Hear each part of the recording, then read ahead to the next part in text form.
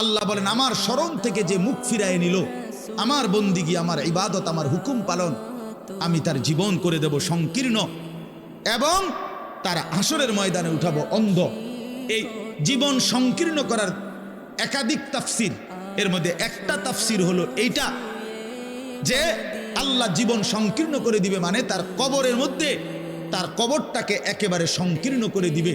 আল্লাহ রসুল বলছে নাফরমানের কবর রাইখা যখন ফেরেশতা চলে যাবে, কবর ডান পাশের মাটি তারে একটা চাপ দিবে বাম দিকে, বাম দিকের মাটি এক ডান দিকে, আল্লাহর কসম ডান পাশের হাড্ডি পাঁজর ভাঙ্গা ডান দিকে বাম দিকে চলে যাবে, বাম দিকের হাড্ডি পাঁজর ভাঙ্গা।